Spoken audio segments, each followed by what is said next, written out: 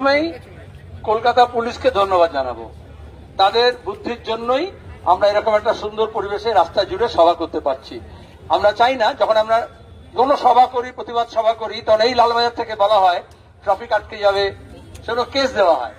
ধর্মতলায় অবতরণ করা যাবে না, চৌরঙ্গিতে মিটিং করা যাবে না, মেট্রো চ্যানেলে মিটিং করা যাবে না। খাদ্য শহীদ দিবসে এই বিমানটাকে কেস দিয়েছে। এই রাস্তার মুখে আমরা সমাবেশ করেছিলাম 31 আগস্টে। এটাকে গর্দভ ছাড়া আর কিছু বলা যায় না। যেখানে মিটিং করতে বারণ করে, তারই বুদ্ধিতে হলো যে পার্ক স্ট্রিট ফ্লাইওভারের সামনে আটকাতে হবে। এটাকে বলে মোর লয়াল দেন দ্য কুইন। আমরা বিরোধিতা করছি ইসরায়েলি আগ্রাসনের বিরুদ্ধে। যে তাদের ওই খালি ফাঁকা ওএমআর সিট দিয়ে যদি চাকরি করে থাকে আলাদা কথা, যদি পড়াশোনা করে থাকে তার জানা উচিত এটার সঙ্গে ত্রিসীমানায় তৃণমূল কংগ্রেস বা মমতার কোনো যোগ নেই, কোনো দিকেই নেই।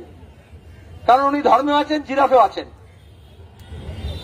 দ্বিতীয়ত, ইসরায়েলকে সমর্থন করছে, সাহায্য করছে, মদত দিচ্ছে আন্তর্জাতিক ফোরামে, যুদ্ধক্ষেত্রে, হামলায়, বরাবরের জন্য মার্কিন साम्राज्यवाद।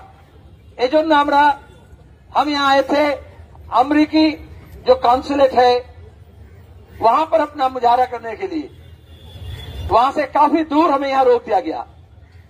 वजह क्या है उनको भी नहीं मालूम, ऊपर से निर्देश आया, अरे कानून मान के चलो, 140 धारा लगाए।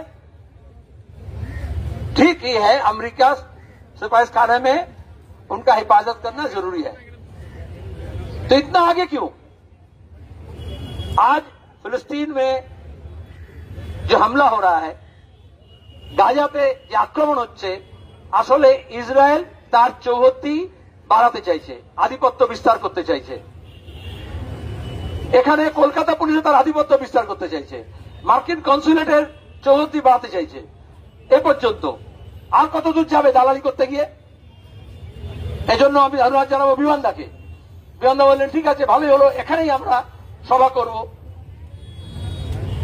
দ্বিতীয়ত, প্রকৃতিও খুব সদয়। যখন দাঁড় করিয়েছিল প্রচন্ড গরম, প্রচন্ড রোদ, মানুষ অসুস্থ হয়ে যাবেন, তার মধ্যে দাঁড়িয়ে বিমানদা আগেই ঘোষণা করে দিলেন যে আমাদের দীর্ঘক্ষণ এই সভা চলবে। আমাদের যারা অংশগ্রহণকারী তাদের ধন্যবাদ জানাবো, তারা সঙ্গে সঙ্গে গ্রহণ করলেন। আজকে এই যে বামপন্থী দলগুলো একসঙ্গে আমরা এখানে এসেছি, এটা আমাদের রাজ্যের ইতিহাসে, রাজনৈতিক ইতিহাসে এবং সাম্রাজ্যবাদ বিরোধী যুদ্ধাপরাধীদের বিরুদ্ধে ধিক্কার জানাতে, প্যালেস্টাইনের মানুষের প্রতি সংহতি জানাতে, কলকাতার যে ঐতিহ্য তাতে একটা গুরুত্বপূর্ণ পদক্ষেপ। আমি স্বাগত জানাবো সমস্ত দল যারা এখানে আজকে জড়ো হয়েছেন, তাদের নেতৃত্বের সঙ্গে সঙ্গে তাদের কর্মী এবং দরদীদের যারা এখানে জড়ো হয়েছেন। এটা শেষ না, এটা শুরু। গোটা বিশ্বে অক্টোবর মাসের গোড়া থেকে দালাল মিডিয়া আর কিছু ইসরায়েলের টাকা খায় এমন লোকজন এরকম একটা ভাষ্য দিতে আরম্ভ করলো যেন সন্ত্রাসবাদের হামলা হচ্ছে ইসরায়েলে, আর ইসরায়েল সন্ত্রাসবাদকে দমন করছে। যখন গোটা বিশ্ব দেখছে ইসরায়েলের সন্ত্রাস চেহারা, জাবাইল রিফিউজি ক্যাম্পে কোন কনভেনশন, কোন নিয়ম, কোন আন্তর্জাতিক আইন নেই, সেখানে যাবে আক্রমণ করেছে। শিশুরা প্রতিদিন খুন হচ্ছে। হাসপাতাল, অ্যাম্বুলেন্স, চিকিৎসক, রোগী, সাধারণ নাগরিক, সিভিলিয়ান, তাদের উপর অ্যাটাক হচ্ছে। এটা আমরা 9/11-এর সময় দেখেছিলাম।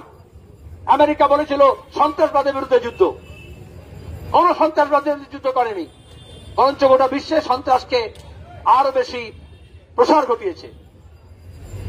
আর এখানে দাঁড়িয়ে আমরা দেখলাম যে প্যালেস্টাইনের, আমাদের দেশ স্বাধীনতার আগে থেকে আমরা যারা সাম্রাজ্যবাদের বিরুদ্ধে লড়াই করেছি, তাদের ঐতিহ্য, আমরা প্যালেস্টিনীয়দের অধিকারের পক্ষে।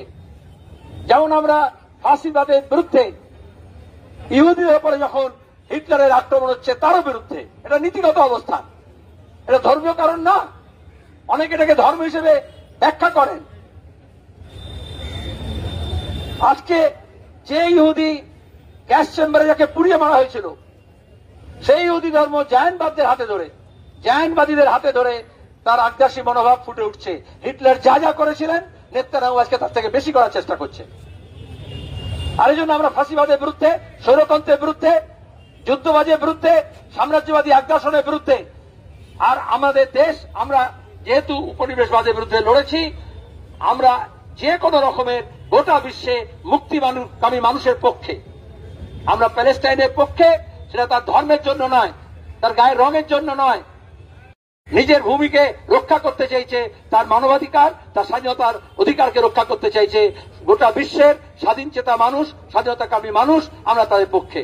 আর যারা আগ্রাসী মনোভাব নিয়ে চলে, যারা আগ্রাসন করে, যারা অকুপেশন করে, দখল নেয়, সেই দখলদারি পক্ষে যারা থাকে তারা ইসরায়েলের পক্ষে। আমাদের দুর্ভাগ্য, স্বাধীনতার পর থেকে আমাদের দেশ, আমরা যেমন ইসরায়েল রাষ্ট্রের গঠনের পক্ষে মত দিয়েছিলাম 1948 সালে, তো তখনই বলা হয়েছিল বীজ লুকিয়ে আছে। সাম্রাজ্যবাদী দেশগুলো এই বীজ লুকিয়ে রেখেছিল, যেখানে দাঁড়িয়ে আজকে সেই ইসরায়েল নিজে একটা সন্ত্রাসী রাষ্ট্রে পরিণত হয়েছে ধাপে ধাপে, এবং এক একবার এক একটা যুদ্ধ হয়েছে, আক্রমণ হয়েছে, আর তার ক্রমাগত তার ভৌগোলিক যে ক্ষেত্র সেটাকে বিস্তার করেছে। এইভাবে জর্ডান নদী, এইভাবে ওয়েস্ট ব্যাংক, এইভাবে গাজা, ক্রমাগত তারা গোলান হাইট, এইভাবে দক্ষিণ লেবানন, এইভাবে সিরিয়া, এইভাবে জর্ডান, তার বিভিন্ন এলাকাকে অ্যানেক্স করেছে। এবং আজকে দাঁড়িয়ে তারা প্যালেস্টিনিয়ান একটা জাতিকে পুরো শেষ করতে চাইছে। প্যালেস্টিনিয়ান মানে সে যেমন মুসলমান আছে, তেমনি খ্রিস্টান আছে, তেমনি নাস্তিক আছে, তেমনি ইহুদিও থাকতে পারে। ধর্ম আর দেশ আলাদা, কিন্তু ধর্মের নামে যদি পজ্জাতি করা হয়, তার উদাহরণ আমরা দেখতে পাচ্ছি। আজকে দাঁড়িয়ে সবসময় এটা স্মরণ রাখতে হবে, যারা ধার্মিক ইহুদি, সে আমেরিকায় দাঁড়িয়ে ডেমনস্ট্রেট করছেন যে আমার নামেই আক্রমণ করো না। সুতরাং জায়নবাদের বিরুদ্ধে আমরা, এটা কোনো ইহুদি ধর্মের বিরুদ্ধে নয়, কারণ আমাদের দেশে প্রতিদিন দক্ষিণপন্থীরা এটা প্রচার করতে চাইছে, এটা যেন ইহুদি এবং মুসলমানদের মধ্যে। অথচ আমরা কি দেখলাম এই আর্থিক বর্ষে, যখন অক্টোবরের গোড়া থেকে এই যে আক্রমণ হচ্ছে, ইসরায়েলের যে ব্যবসা বাণিজ্য, তার মধ্যে দাঁড়িয়ে যে সমস্ত দেশের সঙ্গে বেড়েছে, পশ্চিমী দেশগুলো তো আছেই, পুঁজিবাদী পশ্চিমী দেশগুলো তো আছেই, তো তার মধ্যে অনেক দেশ একটা নির্দিষ্ট ভূমিকা পালন করছে, একটা নির্দিষ্ট অবস্থান নিয়েছে, তার দেশের জনগণের যে আশা আকাঙ্ক্ষা মনোভাব তাকে মর্যাদা দিয়ে। মানুষ যখন রাস্তায় নেমেছে স্ট্রিটসে, তখন প্যালেস বাধ্য হয়েছে তার সিদ্ধান্তকে আরেকবার নতুন করে দেখার জন্য। আর এই জন্য দাঁড়িয়ে স্পেনে দেখলেন জাহাজ বন্দরে নোঙর করতে দিল না। বিমানদা বলছিলেন, তার আগে যারা বক্তব্য করেছেন তারা বলছেন ডেনমার্কের ফ্ল্যাগ নিয়ে আমাদের দেশের আদানির অস্ত্র সম্ভার, গোলা বারুদ, সেইগুলো নিয়ে অ্যামুনিশনস, সেইগুলো ইসরায়েলে যাচ্ছে গণহত্যা করার জন্য। সেজন্য ভারতবাসী হিসেবে এটা আমাদের পবিত্র দায়িত্ব যে কেন আমার দেশ তৃতীয় একটা দেশে আক্রমণ করার জন্য আরেকটা তৃতীয় দেশকে তারা হচ্ছে মদত দেবে। আমাদের ইতিহাসে, আমাদের আন্দোলনের ঐতিহ্যে, আমাদের সভ্যতায়, আমাদের সংবিধানে, আমাদের কূটনীতিতে এই জায়গাটা একেবারে নিষিদ্ধ। আমরা কখনোই কোনো তৃতীয় দেশে যুদ্ধে অংশগ্রহণ করতে পারি না।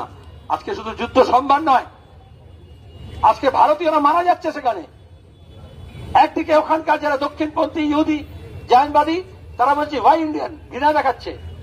অথচ আমরা দেখছি সেখানে এই যুদ্ধক্ষেত্রে সাধারণ কাজকর্ম করার জন্য এখানে যেহেতু বেকারি আছে, আর কিছু এমন এজেন্সি আছে, তারা এখানকার বেকার ছেলে মেয়েদের ঘরে পাঠাচ্ছে আর তাদের লাশ এখানে ফিরে আসছে। আমরা চাই না আমাদের কোনো ভাই এই যুদ্ধে জড়িয়ে যাক। আমরা চাই না আমাদের দেশে সাইনবোর্ড লাগানো বোমা, বন্দুক, পিস্তল এবং তার সঙ্গে আরো বেশি ড্রোন থেকে আরম্ভ করে বারুদ, মিসাইল, গোলা, সেগুলো যাতে এখান থেকে সরবরাহ হয়। কিন্তু আপনারা ইতিমধ্যে শুনেছেন, গত কয়েক বছর যখন থেকে মোদী সরকার এসছে, তার আগে থেকেই শুরু হয়েছিল। যখন প্রথম এনডিএ সরকার আসে বাজপেয়ী নেতৃত্বে, তখন থেকে ইসরায়েলের সঙ্গে আমাদের কূটনৈতিক সম্পর্ককে আরো কয়েকটা ধাপ এগিয়ে নিয়ে যাওয়া হয়, ব্যবসা বাণিজ্যের সম্পর্ককে আরো এগিয়ে নিয়ে যাওয়া হয়, এবং বিশেষত ডিফেন্স এবং হোম মিনিস্ট্রি। আজকে এই যে পুলিশ আটকালো, এই পুলিশের কোনো দোষ নয়, এই পুলিশ কমিশনারের কোনো দোষ নয়, এই পুলিশ মন্ত্রীও ডাল দিয়ে লাভ নেই। কারণ আমাদের দেশে স্বরাষ্ট্র দপ্তর, আমাদের দেশের যে ডিফেন্স এবং ইন্টেলিজেন্স, এবং তার সঙ্গে হচ্ছে আমাদের যে আরক্ষা বাহিনী, পুলিশ, তার ট্রেনিং থেকে তার সমস্ত গাইড, তাকে যারা পরিচালনা করে ন্যাশনাল সিকিউরিটি অ্যাডভাইজারের নাম করে, তারা হচ্ছে ইসরায়েলের মোসাদের ট্রেনিং প্রাপ্ত, যদি না সরাসরি মোসাদ দ্বারা পরিচালিত হয়।